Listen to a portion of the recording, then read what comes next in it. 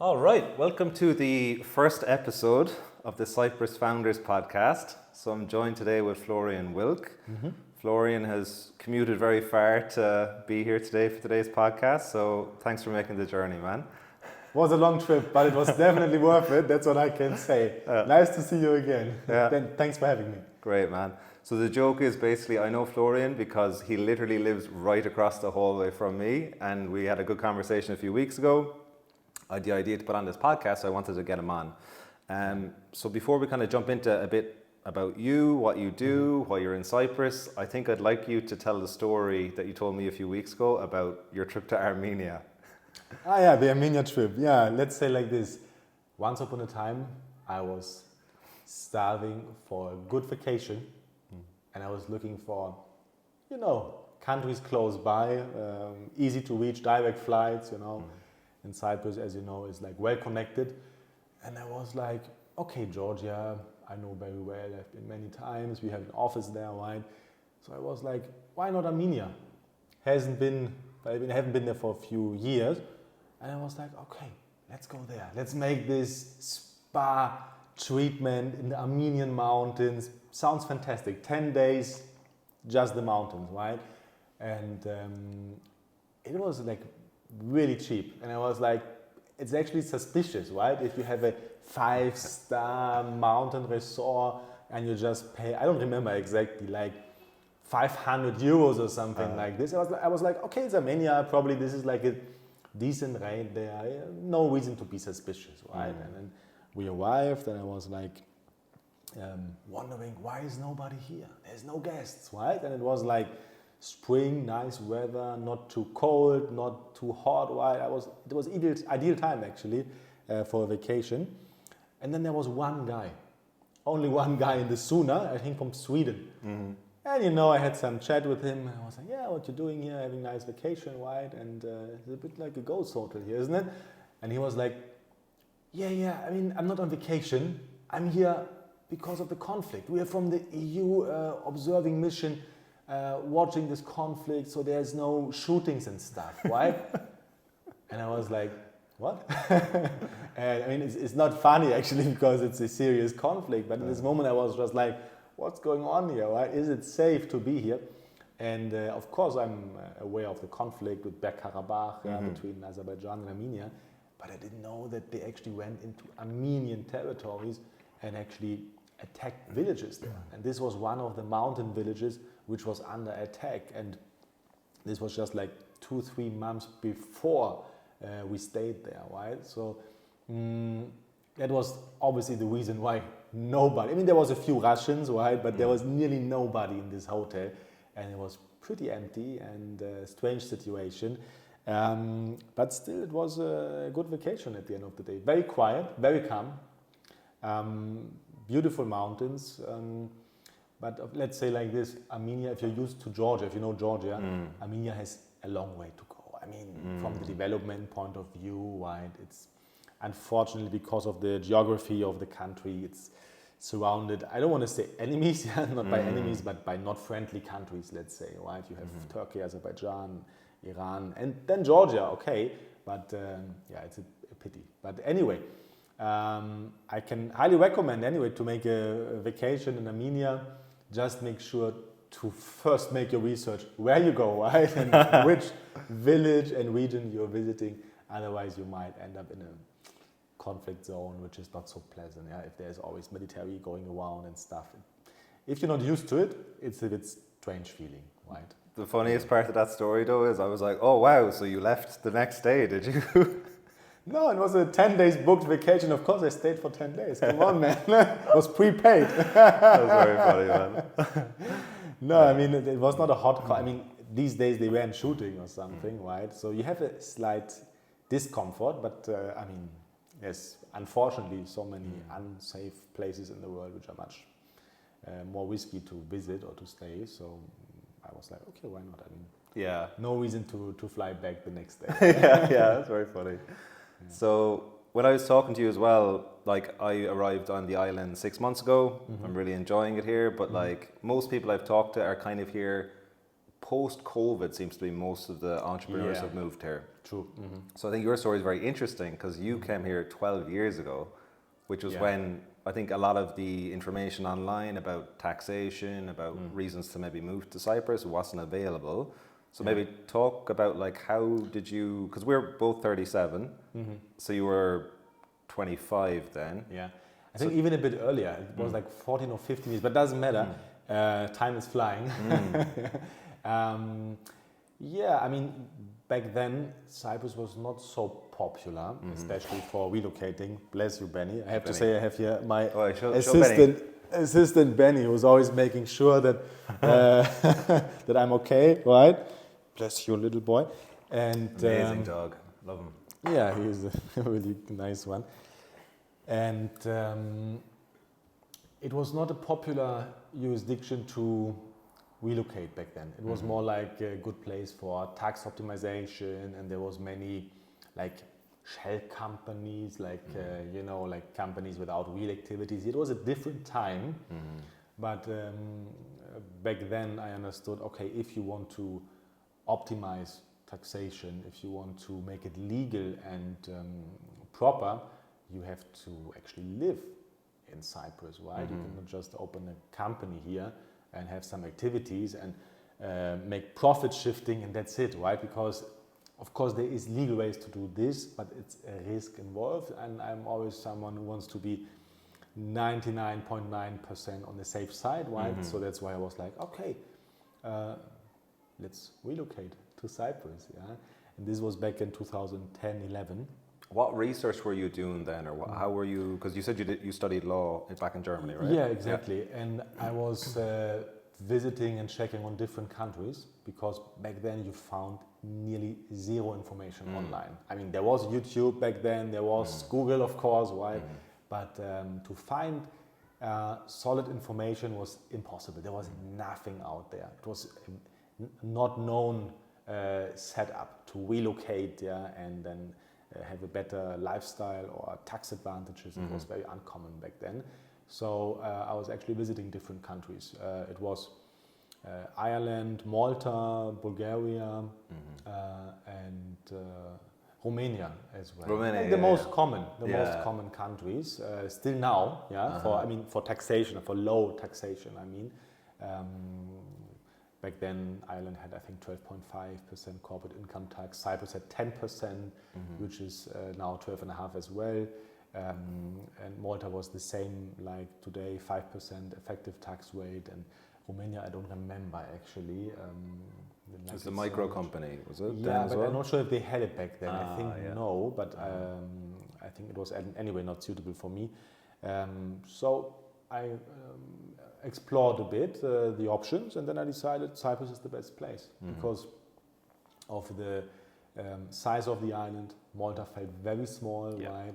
And also because of the people mainly, the mentality, right? Because people are super friendly on the island, very relaxed, still European, you know. It's not like if you go to some countries, I don't want to talk bad about other countries or something, but in some regions you feel like, oh, things are not working well, people are not reliable, they come 2 hours late, or they don't come to an appointment, these kind of things.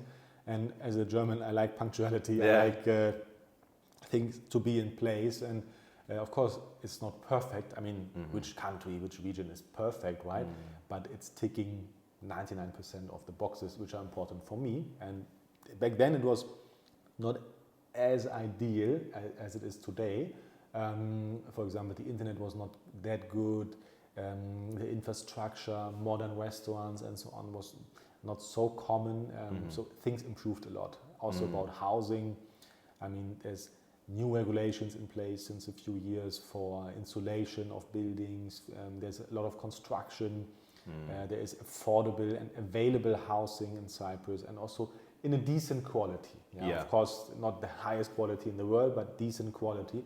So things improved a lot actually. And as you said, especially since COVID, many entrepreneurs, many self-employed people, even employed persons, they discovered, hey, I can actually work from anywhere. If I can work from home, my home can be in Malta or in Cyprus or wherever, right? And this gave a big push for the relocation to Cyprus. Yeah, I mean, before we had seen it, but not in these amounts. Many people from, I think it was 2020, right, and 21, there was a big growth in the number of expats actually relocating to the island. And I think it's very good for Cyprus and for the expats as well. It's like a win-win situation, right? You have much lower taxes, you have a fantastic lifestyle. I mean, today, like every day in June, it's like 28 or 30 degrees, right? Yeah. You don't have to worry about bad weather or things like that, right? You have healthy food, healthy air. You have direct flight connections to Ireland, not so many. Paphos, you can. From Paphos to Dublin, there is one, exactly. But from here is pretty good to basically all of mainland Europe, from Larnaca. Yeah, from Larnaca, which is the big airport, right? I mean, you can fly to London a few times a day. You can fly to Munich, Frankfurt, Athens, of course, which is also a hub. Yeah. There is, I mean, usually you have direct flights. Worst case, okay, you make a stop in Athens or Vienna or Frankfurt or London, and you are pretty much all over the continent and further, right? Yep. And Dubai also, there's daily, I think, direct flights with Emirates, which is very convenient. I mean, the connections really improved also the last years, and it's also an important point, right? If I have a family issue back home, someone is sick, or urgent business to do, I want to fly the same day or next day. I don't want to wait a week for the next flight or make 2 stops. Yeah, and this is the nice thing. It's an island, but easy to reach. This is very important, right? Yeah. Maybe talk about so you finished law, for whatever reason you're thinking about taxation, making that work for you. Did you come here and open up your own company right away? Or what was that process like? And maybe explain to people what you actually do as well, so they're aware of your business and everything. Okay. What happened back then? I had a business which was online, and I chose a provider here, like a accounting and law firm combination provider, and they helped me with the relocation procedure. Yep. I opened up several companies here in order to move my business while from Germany. And I got some consultation and so on and so forth. But basically, within a few months, I realized I didn't get the best advice. You know, the setup was not ideal. There was wrong advice given. What was your business then, though, before you moved into what you're doing now?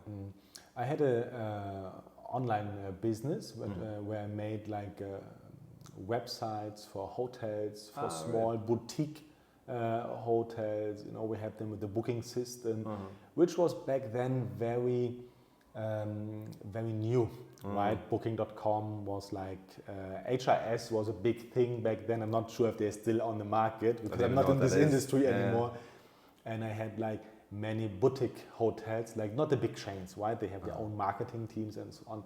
I had these small luxury hotels to do their website, their online marketing, newsletter marketing, these kind of things. And it was pretty successful. And I was like, why not move this business to another country? Eventually, I sold the business. So I was looking for a new challenge, something new. And I was like, hey, why can't you make this relocation services, accounting, company incorporation services in a way that is long-term, not just incorporate 5 companies, giving some wrong advice and then disappear, let's say, but to make it in a proper way.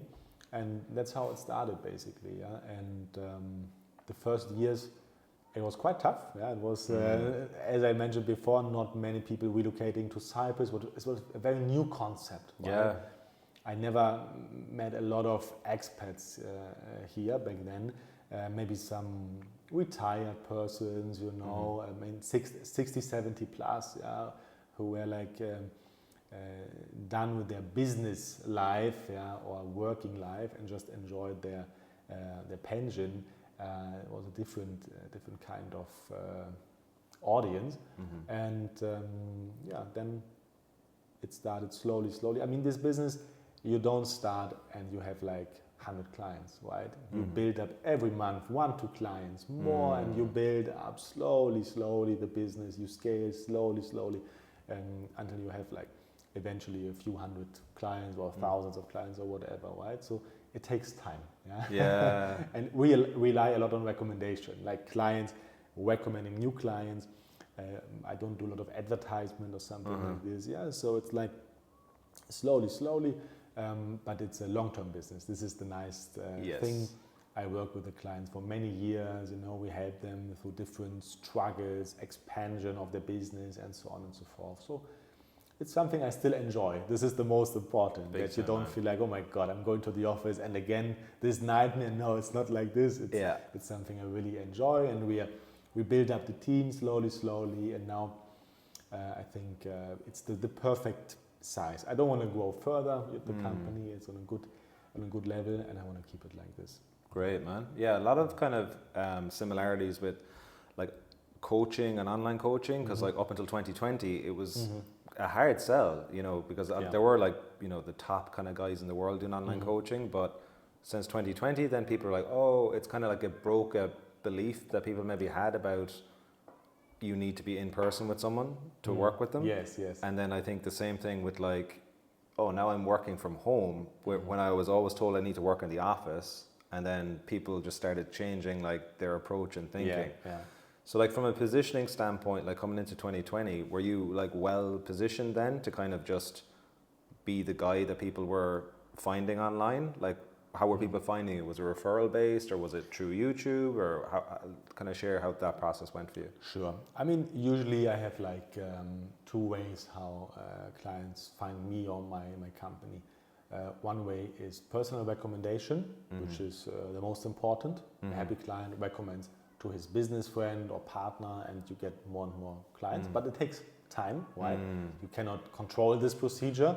Some clients maybe never recommend you because they just have no demand or request from any business friends, right? And some clients, they are like bringing you 2, 3, 4 clients within a year because they have a huge network, and people ask them like, how did you do it? With whom do you do it? And so on and so forth, right? It's really something, it's not under my control. But it's the most important source of new clients for me and for us. Just on the referral side of things, do you have anything built into the business to try and incentivize that? We show a little bit of gratitude to the client, but it shouldn't be like a financial motivation for the client. It's not. The client should recommend us because they're happy with the service, not because they want to make a commission or something like this. But not saying commissions. Are you like, if someone's like, hey, thank you so much for setting this up, are you like, hey, yeah, no problem. Like, do you know anyone who might also benefit from our services? Yeah. Do you do anything like that? It depends. We don't have a standard procedure for this. We might ask in a newsletter, hey, do you know someone, or you want to recommend us? Feel free, right? We appreciate it. And sometimes in a personal recommendation. But usually this is something coming from the client, like when they have a business friend asking them, hey, do you know someone, or with whom did you set up your business structure in Cyprus? And then they are bringing us in, right? So it's something usually from the client. And the second, for me, for my business, the second way clients find us is just on the internet, like YouTube, or they make a Google search, find our website. So just organic online traffic, let's say, right? I don't pay anything for ads. So just organic traffic, and then requests, which is very good because, you have high quality requests. Yeah. When people contact me, they send me such a message and explain their situation, and they know what they want. This is nice. So you can directly have a professional approach and discuss the matter, and it's not just very general. Like, I have the idea, maybe one day I would like to relocate when I have a business. It's not like this. It's very solid requests. What's the common, is it normally like entrepreneurs, or who's the most common like avatar that's contacting you or end up working with you? Like, what's their situation? What are their challenges, and how are you helping them? Okay, usually we have entrepreneurs having a small to medium business, sometimes self-employed. This can be IT freelancers, SAP consultants, for example, or software developers, programmers. This can be e-commerce shop owners, having an Amazon FBA shop or Shopify shop or any other online or e-shop. A lot of Germans here doing that. Yeah, absolutely. Yeah, It's popular Cyprus for e-commerce. It can be something in the field of consultation, coaching, human resources, engineers. We have even handymen, doctors, I mean, architects. Yeah, it's like more and more industries where you wouldn't think 10 years ago they are actually ready for relocation. Yeah. Now they are like, I don't want to say desperate, but they're looking for a change, right? Especially because we have like 70% German clients. They are especially looking for alternatives because of the political situation in Germany, and for more and more people it's attractive to relocate and to actually come to Cyprus and work from here, live here, and to enjoy the lifestyle and the low taxation, right? And usually we help them with the immigration procedure, with the setup of the company. We have also a law firm in our office, so we take care of all the legal work like the company incorporation or property purchase if someone wants to buy or sell real estate, right? So this is the main part, and of course the accounting. Yeah, I mean the ongoing accounting for the company. Yeah, this is what we do. Yeah. Maybe just explain like I'm just thinking like someone's listening. They're running a company. Maybe they're making, I don't know, 200k to 500k a year, and they're in Germany, so they're an EU citizen. Like, what are they contact you and they're like, I want to move to Cyprus the second half of 2025. What are the steps and how long does the process take? Just so someone listening can be like, oh, okay, that's clear now, I understand. Okay. I mean, it's always good to take some time to plan ahead. I mean, not to make a fast step and then to forget something. I mean, I don't want to go too much in detail for the taxation part because it takes really an individual approach. But for example, if you own shares in a company, you have to be aware of something like an exit tax, in Germany or Netherlands or Austria. So if you just move abroad and not being aware of this, you might be taxed hundreds of thousands. Can you explain that as well? Because I didn't know anything about this, and I talked to a lot of Germans here, and it sounds very crazy. So maybe explain it to people. Okay. This only applies if you are a shareholder of a company and you have minimum 1% shares. And let's say you have your own business with a business partner, you're a 50-50 shareholder.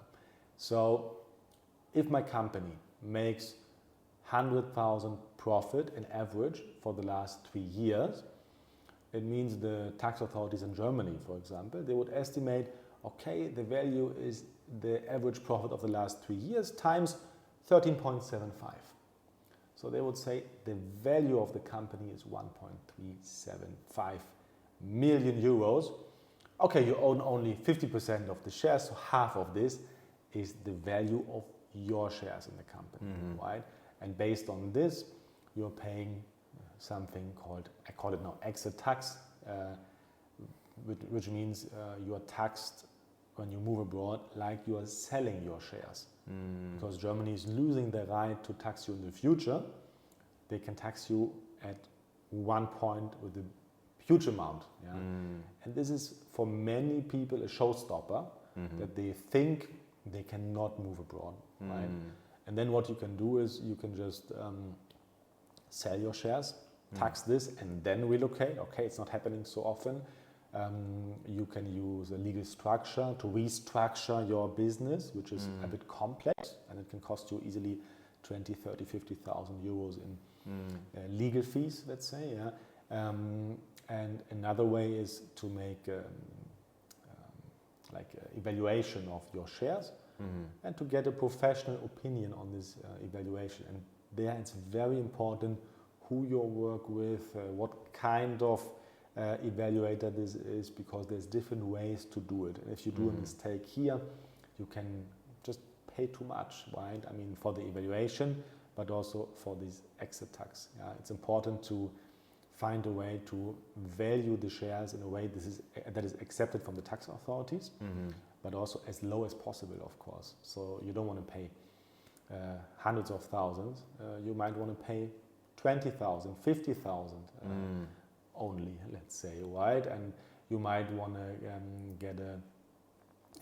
get time to pay this, which you can do. There's an application for this that you have 7 or even 7 plus 5 years time to actually pay in installments. Kind of installments, or you pay later, let's say, right? So. Have you worked with any clients who paid the exit tax, the official one? Yeah, absolutely. It's happening all the time. Jesus. But I mean, the important thing is to not just go the standard way with the 13.75 times valuation, right? But to find a different way to reduce this. And sometimes, there's different ways. Yeah, sometimes you have a salary for the director which is too low. And you can say, hey, actually the salary should be not 30,000, it should be 120,000 in this industry for like similar sized companies. So the profit goes down, and it's just a sample how you can adjust these things, and the evaluator can find ways to show, hey, the profit might be this, but actually there's a few things which have to be taken into consideration in order to reduce this number. And then it's often perfectly fine to pay this tax, and everyone is happy. The tax authorities get something right, and for the entrepreneur, it's not a showstopper, and they don't pay hundreds of thousands, right? What's the 13.7 based on? Like, would you ever be able to sell a business for 13.7? Probably unlikely, right? Yeah. It's more like 3, 4, 5, 6 times, maybe, depending on the industry, right? If you have an AI business, it might be 5, 6 times, but this is just a simple method for the tax authorities to evaluate the business and make sure it's not underpaid, right? But this is an accepted simple but scientific method to evaluate a business. But of course, the evaluator can use a different method to say, okay, in my method, it's not 13.75, it's a different factor. When was that brought into legal? It's a good question. I would have to look it up honestly, but it's not anything new. There was a tax in the Third Reich times in Nazi Germany when they actually wanted to tax people leaving the country in order to say, okay, you can leave, but we want to tax you hardly, let's say, on your wealth, on your company shares. So I believe this is the historic reason for this, and it was never really abandoned, right? Because it's very profitable for the tax authorities. Yeah. Maybe explain, like, let's just say, again, probably just targeting people who are EU citizens for ease, but they're, again, looking into moving here. What are the benefits? Why should someone maybe look at it from just like a money, obviously lifestyle is amazing here, but also just like, okay, Germany, maybe Ireland as well. For me, I think if you were saying the benefits of Ireland is specifically non-dom benefits, is it? But yeah, so maybe you're getting taxed like 40% in your country on average in the EU. What are the benefits people get by coming to Cyprus? Okay. I mean, first of all, I believe it really should be a lifestyle decision, because only to move somewhere because of the taxes, I think it's a bit strange. I mean, then everyone would move to Saudi Arabia and live there, right? Because it's zero. And I have, let's say, I know people who were interested into Cyprus, especially sometimes very young people, and they say, I don't care where I live, I just want to pay zero tax, and they actually moved to Saudi Arabia. This is happening, right? A bit aggressive approach in my opinion, and I think it's nice to be in a European environment, civilized people, English-speaking people, close to Europe, not a 10 or 15-hour flight, right? Which is costly and time-consuming at the same time, and also to have like a decent climate and decent infrastructure. I mean, you want 24 hours electricity, right? Which is normal in Europe, but there's many regions out there where this is not standard. I mean, you might have it in special zones, in special gated communities, but not in the whole country, right? And this is our internet, yeah. Like here, it's like 200 Mbit is the standard. Yeah. But if you want 1 gigabit, you can have it. You just pay like 85 euros a month, and you get it, right? Yeah. So these are very important things. From the tax point of view, what you get is the non-dom legislation. It means if you, as a non-Cypriot, means your father is not Cypriot, you move here to the country, you have huge tax benefit for 17 years, 1-7. It means you don't pay tax on your interest income and on your dividends. And this is a very huge thing. Imagine you have your business in Cyprus, and you have a business in, let's say, Dubai, yeah, or anywhere else, and your dividends are tax-free. You don't pay tax for 17 years. This is huge because of the long period. I mean, 17 years is a long time, right? And this is a beautiful setup. You don't have to shift every 2-3 years, change location, change structures. This is very costly and takes a lot of time and effort, right? You have peace for 17 years, right? This is very, very nice about this system. And you have only 60 days of minimum spend. And Cyprus is the only country where you actually have this. So it means in order to take advantage of these non-dom tax benefits, you have to spend only minimum 60 days a year in Cyprus, and of course not more than 183 days anywhere else. Anywhere else, yeah. Because if you're 183 days in Spain, of course, Spain will tax you, right? Or any other country. Usually they have the 183-day rule, right? So it means you can spend here 60 days a year, or 100, or 200, doesn't matter. You can travel, you can spend all of the year here. It's just, flexibility it gives you, right? Just make sure when you have a second or third residency, not to spend more than 183 days there. Yep.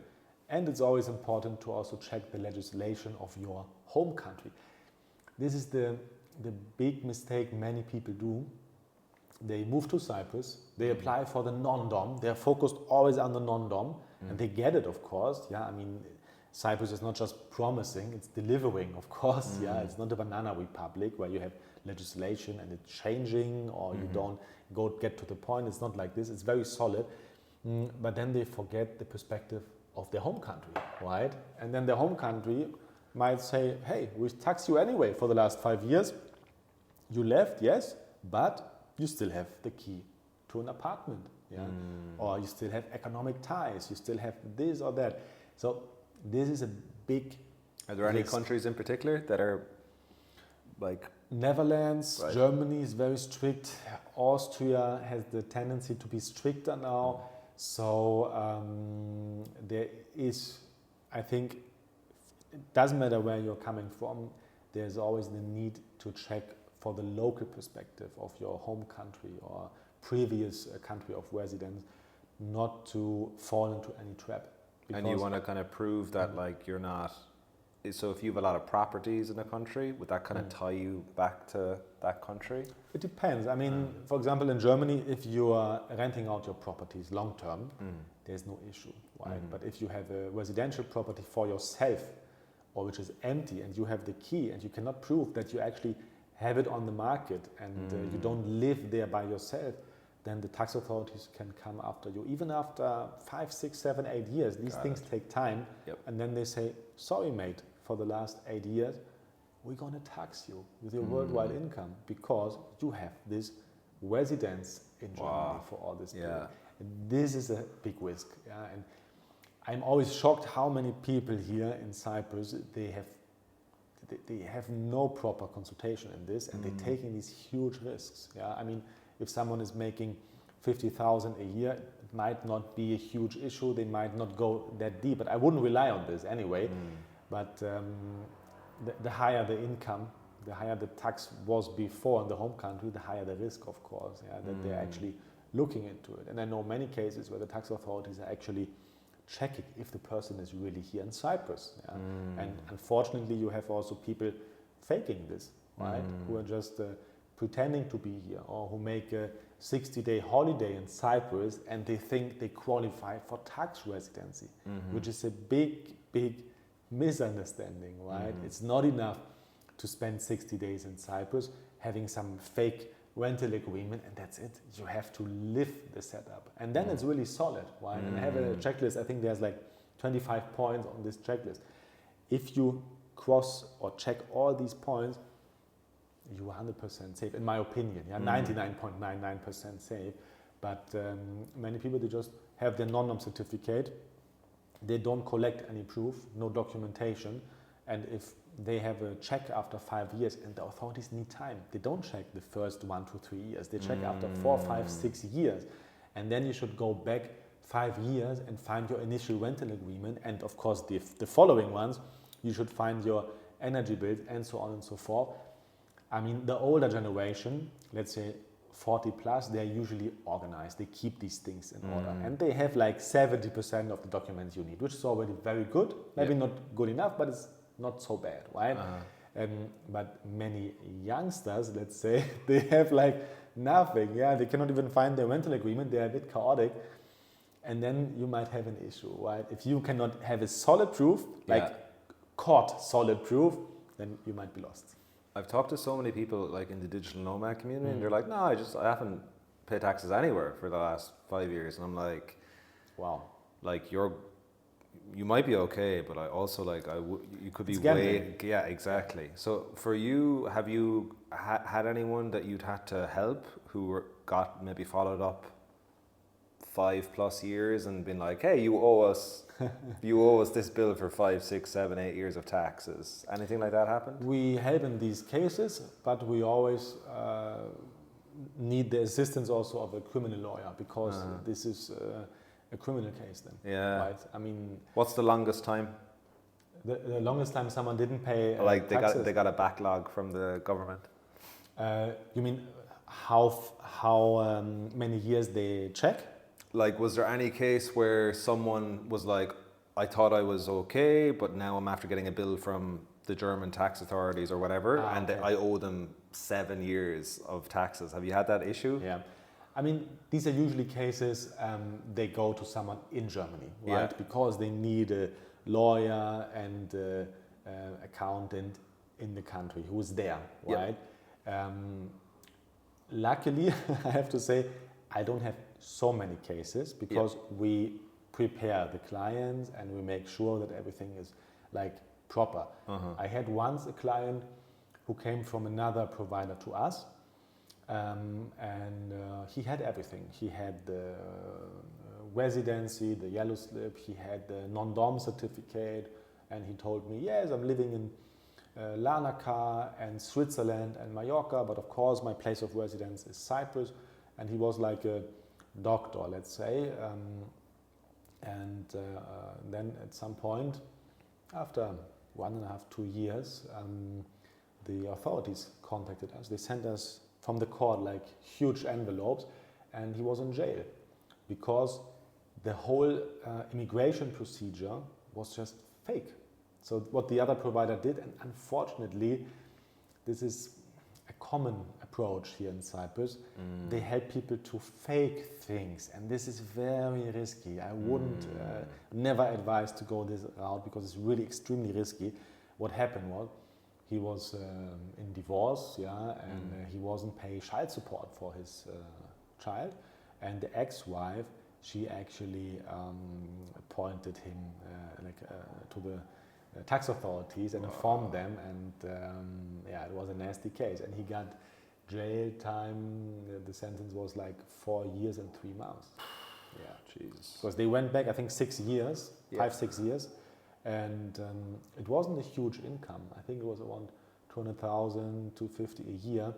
But if you have a tax rate of up to 42, 45%, 48%, depending on the country, it's a lot of unpaid taxes. And this is a quite huge criminal case then. I mean, if you get 4 years and 3 months, this is not a small issue, right? It's not a small case.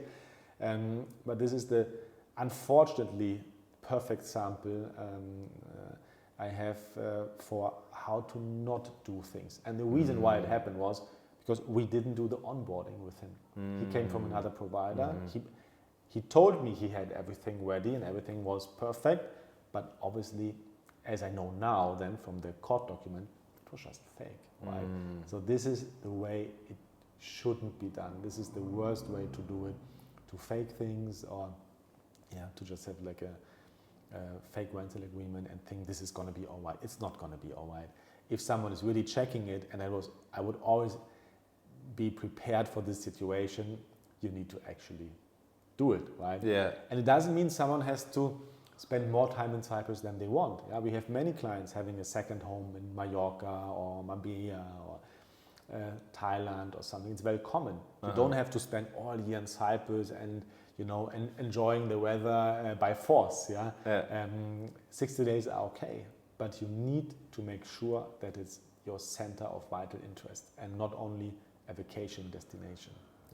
Yeah, it's interesting, like, because you're already saving so much by becoming a tax resident here, but there does seem to be the mindset, like, how can I even save more, or how can I maybe scam this system, which is it doesn't make any sense. How did you end up purchasing a house in Ireland? Let's say like this. I love Cyprus, of course, but Ireland is also very nice, especially in the summer when it's a bit warmer and a lot of sunshine.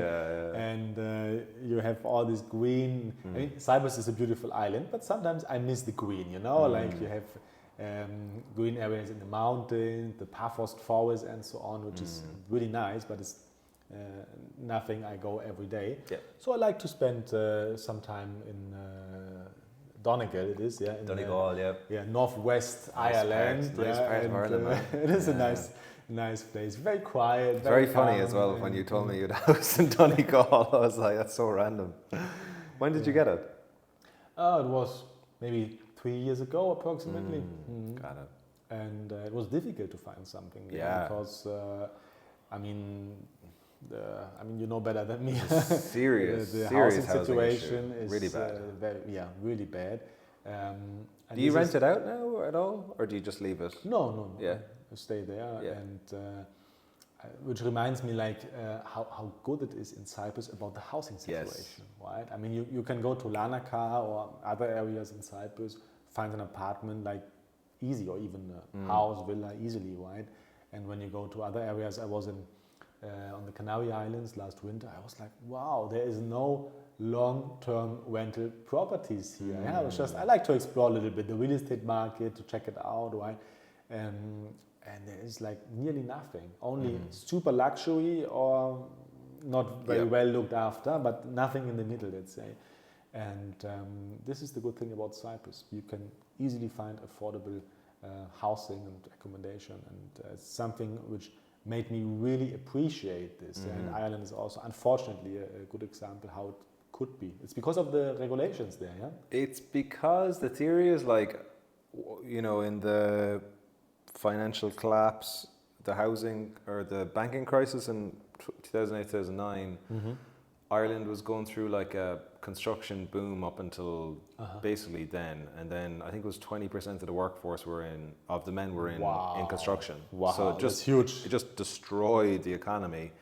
But then they didn't build any houses for like 10 years, and then there's been a lot of immigration as well. So it was a combination, I think, of both of those things. Like lots of people coming into the country, and then no new houses being built, and then all of a sudden, there was a supply and demand shortage. Like an example would be like my friend, he's got a really beautiful apartment in Limerick City. He's still paying €700 a month for this apartment, which is, for Ireland, is crazy cheap. Yes. So if that apartment was sold in the last 2 or 3 years and he was put back out onto the housing market, he would now be needing to probably spend €1,600 to €2,000. Wow. So a lot of people, their rent, they're unlucky. So the owner sells their apartment, and now they can't actually afford to rent on the market. So then that's leading to like issues with homelessness, or people moving back into their parents if they have the ability to. So it's a big issue. Yeah. I was looking into when I moved back to Ireland in 2021, I was like, because I have a great network of friends in where I'm from, even though I lived out of Ireland for like 12 years back then. and I was like, maybe I'll stay here as my base. But then I was looking at the price of rent, and I was like, this is crazy. Like, it's just, I'd rather live in paradise and pay less rent, you know? Yeah, absolutely. I'd like to shift gears into like another benefit of here, and I guess it's something I've noticed a lot since moving here, is that people seem to be very financially literate in Cyprus. A lot of people are in kind of investing, Forex, crypto, these types of things, real estate. Can you maybe talk about, like, from an investing standpoint, what you've done recent or over the years, and also maybe the benefits of what Cyprus offers from is it capital gains of 0% or? Okay. Yeah. I will talk about investments in Cyprus. I mean, what is the big advantage here is, of course, the low taxation also on investments. If you are selling shares of a company, this is tax exempt. So let's say you are owning a Tesla share, and you sell it, it's 0%, which is very attractive. Even if you sell what's it in Germany?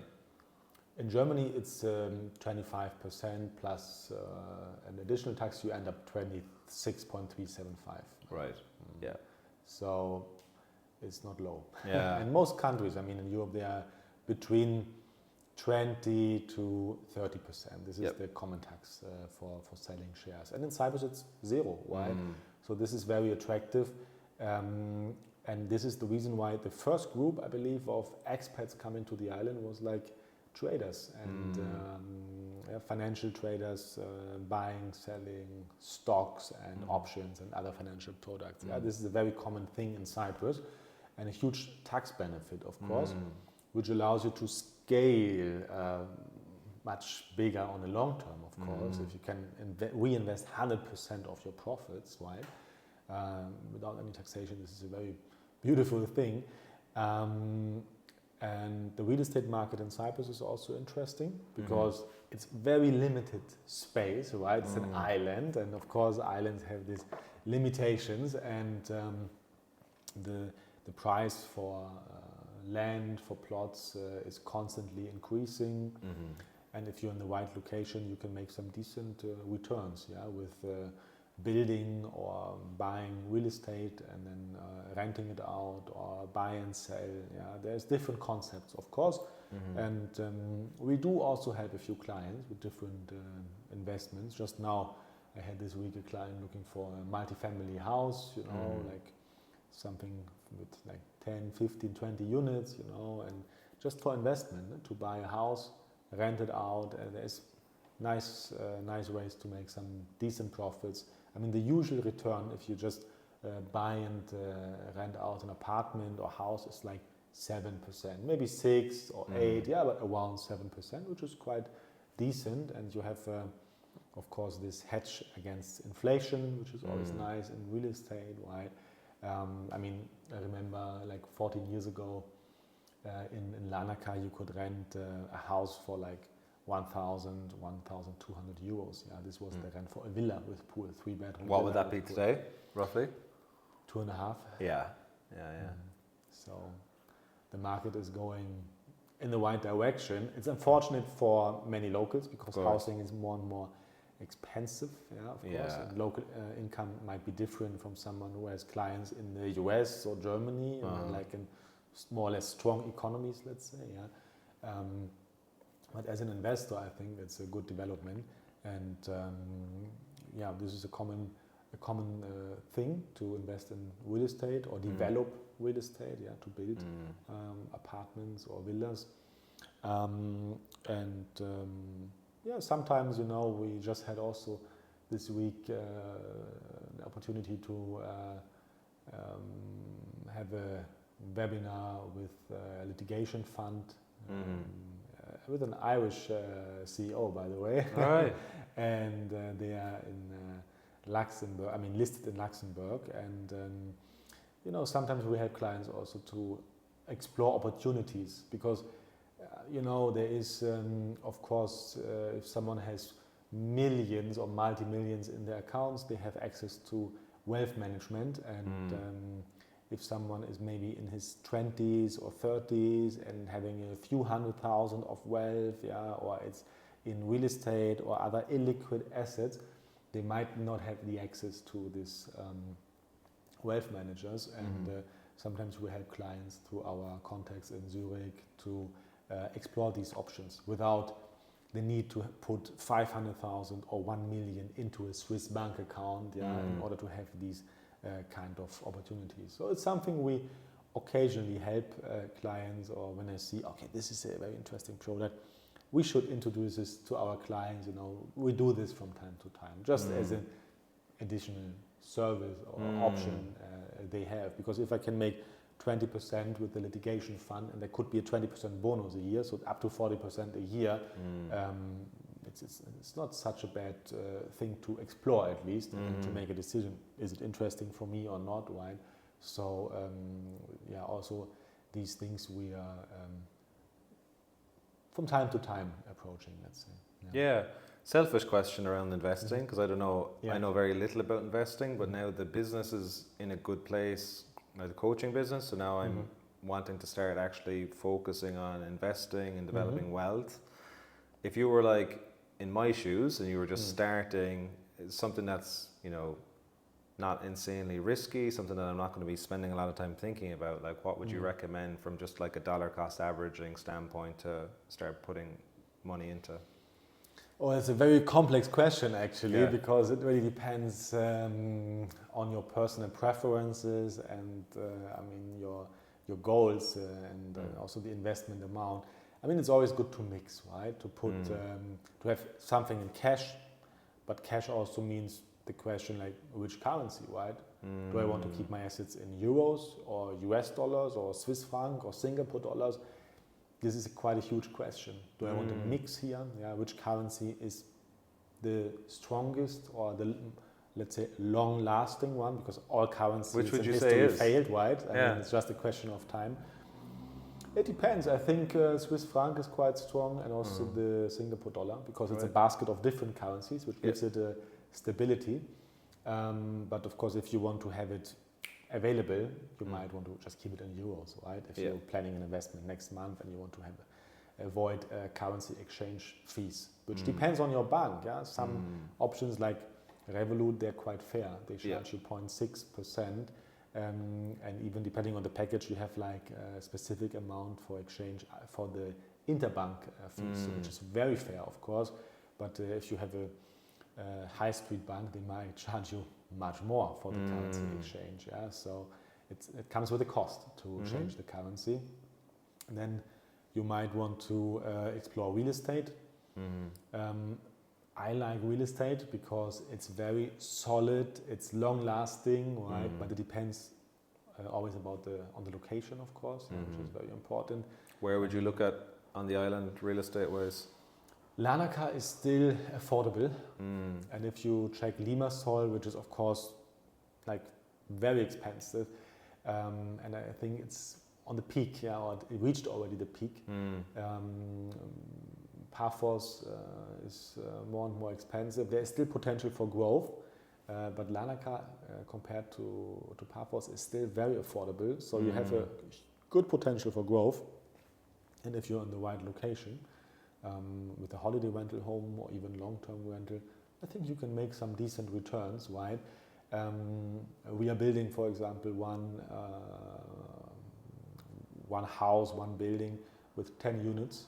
It's in Pervolia, which is close to the airport. It's a village, 15, maybe maximum 20 minutes from Larnaca, 10 minutes from the airport and by the sea. So this is like 10 small units, 6 1+1 apartments, 4 studios, and they are very affordable because they are not huge. It's more like an Asian approach, if I can say this, like small units, not too huge, but then it makes them affordable, right? Because the cost is per square meter, right? How much are they going for? They're starting at 125. Oh yeah, very accessible. For a studio, and then it depends a bit on which floor you are, etc. It's quite nice. You have a shared rooftop, so you can like socialize there with the other Yeah. tenants or owners. And it's just 10 units, central in the village, so it's like walking distance from everything, from the supermarket, taverns, restaurants, which is quite nice. So this is for investment, for example. I think something solid because it's low cost and it's something nice to explore the market. It's still though a decent quality. It's not like cheaply built. It's just because of the size. It's affordable. And on the other hand, for someone who is just, I mean, you are spending here a lot of time on Cyprus, which is fantastic. Yeah. But others might say, you know what, I just want to spend the 60, 70, 80 days a year. Yep. But not to pay rent every month, 800 or 1,000 euros, or even more for an apartment. So I just own the apartment. Yes. I save the rent. I rent it out when I'm not there and make some profit. It can be an investment, not an expense. Right? For this kind of clientele, we made this building. Yeah, just to make a smart move and just own instead of wasting money for rent on a long term, right? You could also invest into something like this litigation fund. 20% a year is not bad, I guess. You could invest. And are these types of things, is that a safe return, like 20% a year? This is guaranteed 20%. Wow, that's it's only great. for 2 years though. It's a short-term investment. And there is a bonus. It's a huge topic. I try to make it very, very compact. There is a bonus if the litigation, they have 3 case groups, let's say. If one case group, I think it's in Netherlands against big energy companies there, if these cases, they had 2 test cases which went successful even in the higher court in the Netherlands. And if the cases go as expected, they will pay another 20%. So it's up to 40% a year for 2 years. But this one is closing end of June, so it's actually not too much time to... So could you technically just find one of these types of investment funds and just do them every 2 years?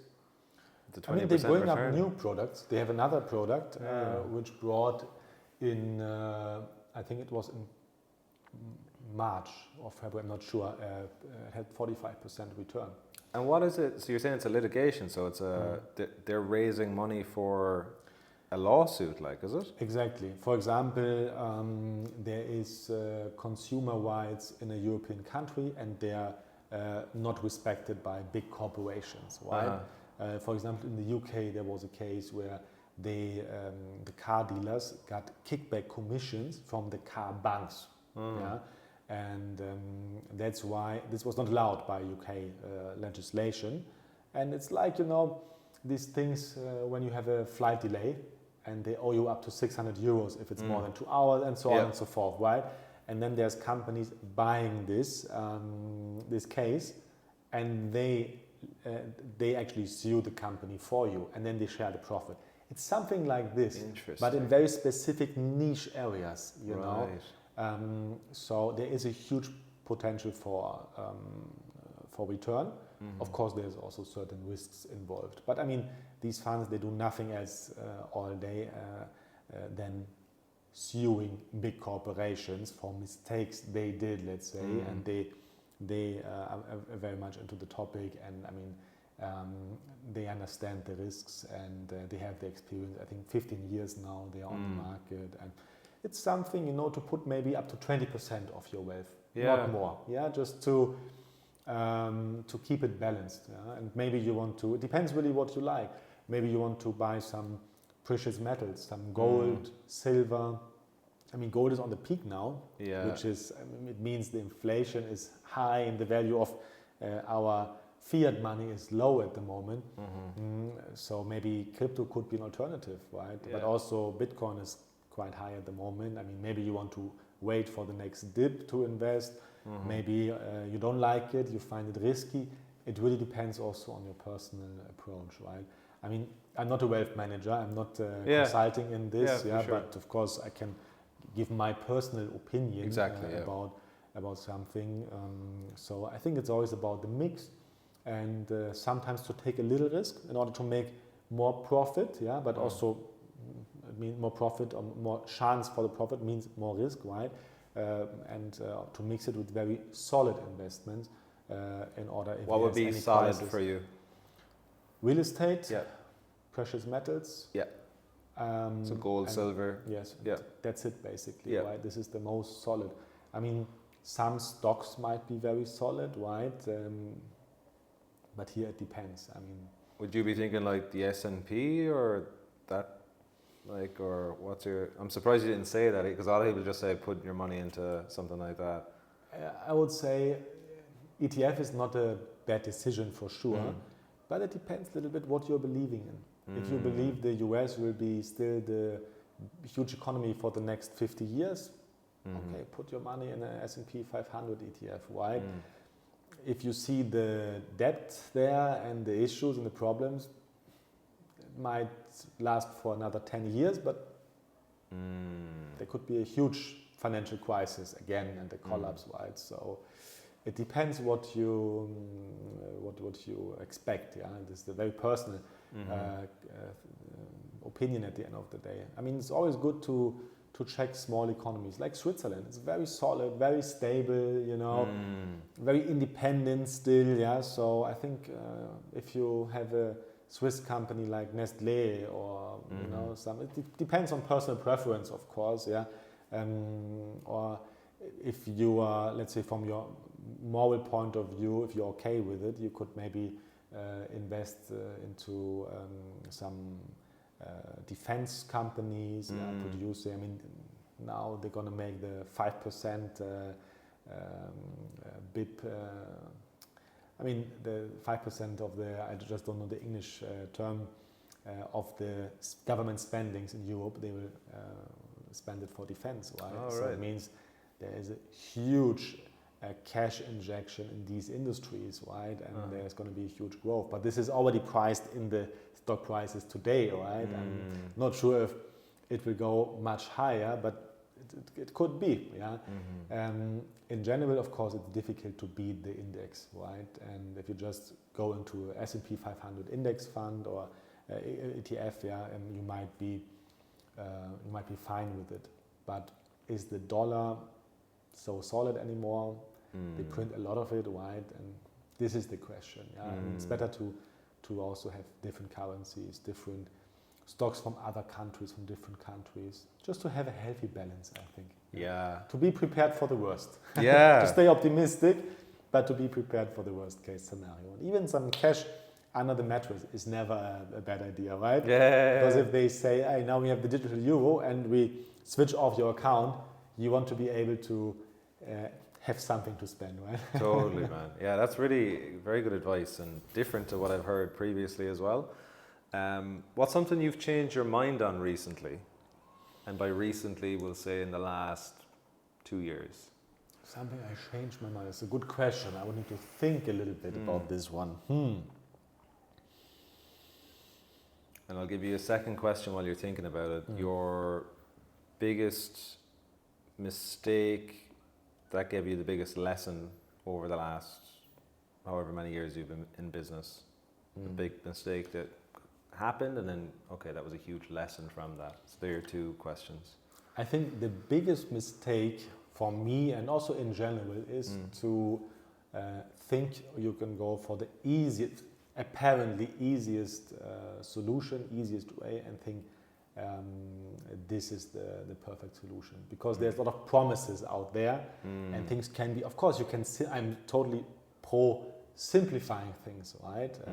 But there is, especially nowadays, many people out there on Instagram and TikTok and so on and so forth promising easy solutions for everything. Yeah. It's always good, I think, to work with professionals, to get a second or third opinion, to take the time to really explore things and to dig a bit deeper, not just on the surface. And for example, when I moved to Cyprus like 14, 15 years ago, I was maybe a bit too attracted by the marketing and the promises of this law firm and accounting firm, and it cost me a hell lot of money, really, to trust their advice. So this is something I can really recommend. What was the cost or the price you paid? Like, why did you get penalized? Oh no, I mean, first of all, I had to pay for different advice. So I paid double, let's say, yeah. Then secondly, most of the structure was just useless. So I paid a lot of money for a useless structure. So which you I paid didn't them, need. and then you needed to pay a new company to do it properly. Yeah, exactly. Yeah, gotcha. And then also I got wrong advice. For example, for this service you can charge Cyprus VAT. So that's what I did. Back then it was 15%, and it sounded better than the 19% in Germany, right? So I did that based on their written advice, and then it turned out the tax authorities in Germany had a different opinion. There was a special exemption in place. I didn't know about it, and then I had to pay 19% in Germany. So I paid 15% in Cyprus, and then another 19% in Germany. 6-digit amount, right? I'm not talking about 10,000 here, right? So yeah, if you have bad consultants, you know, and who don't really care about the clients or something, you can easily burn a lot of money. Yeah, and I see this often with, especially young people, but not only. That people are looking for the easiest solution, and they say, it can be. So you just set up a company in Cyprus, that's it, yeah, and it takes 1 week. It's a bit more complex than this, and if you have a serious business, if you want to scale your business, you should look for a proper legal setup and a long-term advisor and consultant, not just for quick and cheap solutions, because they might last for a few months or years, but they might collapse at some point. For example, many, for sure you met also many of these guys who have, you want to buy some watermelons, I think they're just going down there, you hear it? They're always shouting here out, hey, we sell potatoes and watermelons, come, good prices. But I think on the video it might not be, So many of these entrepreneurs, they have like US LLCs, and they think this is perfectly safe and legal, and they pay zero tax, zero accounting. This works for now because the banks still accept it, right? But the moment the banks are blocking this anyway, they will not be able to use them anymore, and I think we're going in this way soon. But in terms of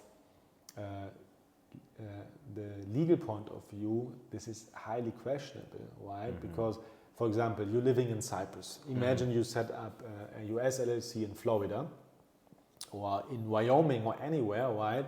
And you are happy because you pay 0% tax on the income of the LLC, because there's no business done in the US, it's transparent, it's taxed on the members level, and you're the only member of this LLC. This means you pay taxes in Cyprus, and you're taxed with your income tax rate. Of course, you have a threshold of 19,500 a year, but everything above that, you pay 20, 25, 30, up to 35% income tax. And many people just don't pay this. So they're actually doing something illegal. They think Cyprus doesn't care and they're easygoing. I wouldn't count on this. If you are actually not doing something according to the rules, it's a high risk. And the longer you do it, the higher the risk to be discovered, and also the penalties and the tax you need to pay is getting more and more. So if you do this for 5 years and then you have bad luck, and it's just a question of time till you're unlucky, then you might end up with a tax bill of 200, 300, 500,000.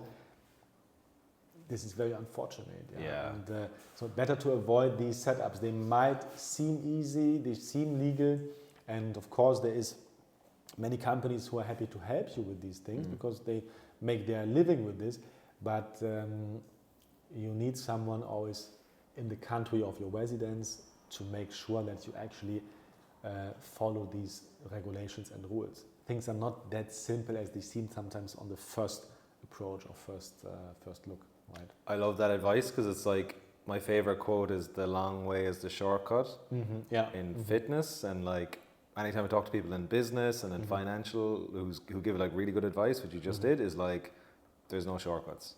Yes, you know, exactly. like, this is the short way to say it. There's no shortcuts. Yeah, absolutely. Second question was something you've changed your mind on recently. Honestly, I didn't really. Nothing came to my mind about. Or since this 2020, maybe. Since 2020, okay. I mean, what I changed my mind about, but I don't want to talk about political topics or go so much into this, but to keep it general, that let's say that it's always a necessity, not just an option or a nice thing to have a plan B or maybe even C, you know, just to be prepared for all scenarios. I mean, now everyone is talking about war and threats from the east and so on and so forth. And if you believe it or not, I think it's always good to be prepared and to have a second and third plan and option.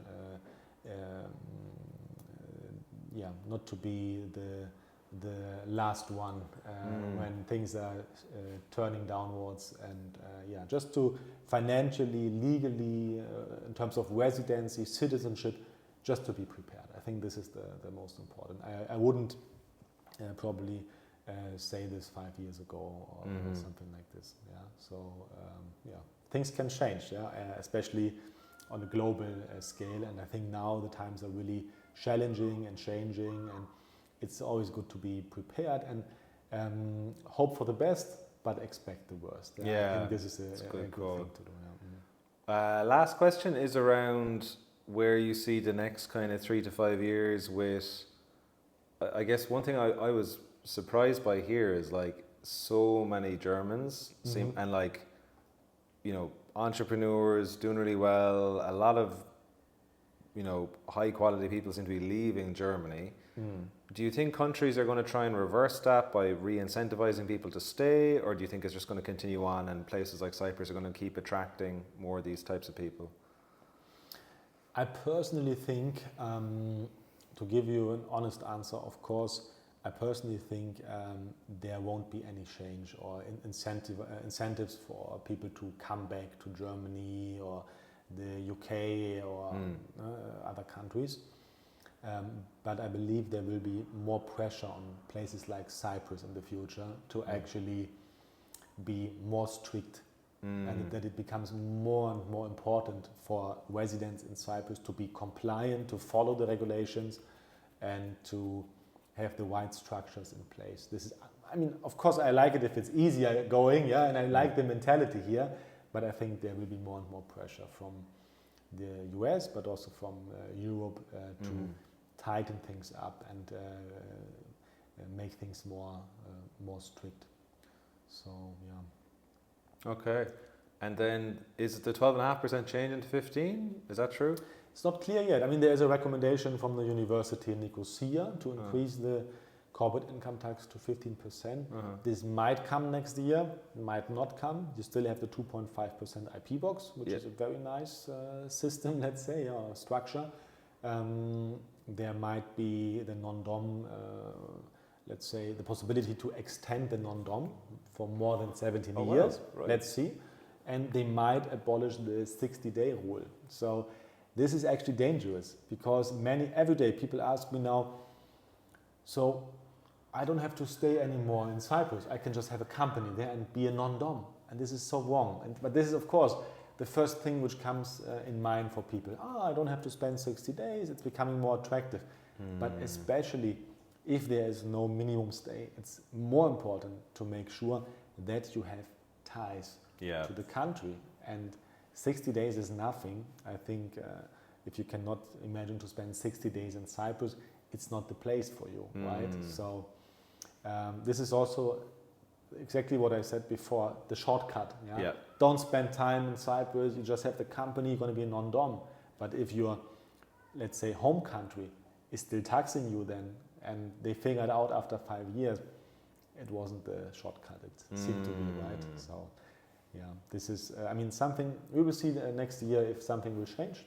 There will be a reform, and some things might happen, others not. Cyprus is in general very stable. It's not changing on a, I mean, in Germany, tax regulations are changing all the time. It's very complex. Same as Romania. Romania changed like every year for 3 years I was there. I was like, that wasn't the reason I left, but it was still like... It's a headache, of course, and it causes confusion, and We have many people coming over from Montenegro, Romania, Malta. Malta is stable, but still because of the bureaucracy. And the reason often is because regulations are changing. It's stricter in reality than it appeared at the beginning, you know, more requirements and so on and so forth.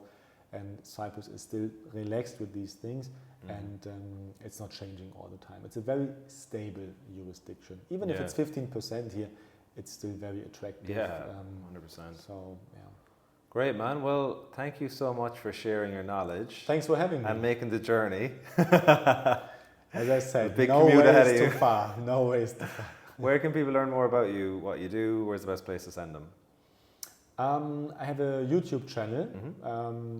You can link my YouTube below the video, and yeah, everyone is welcome to subscribe, of course, and get to know more about the taxation in Cyprus and the legal structure.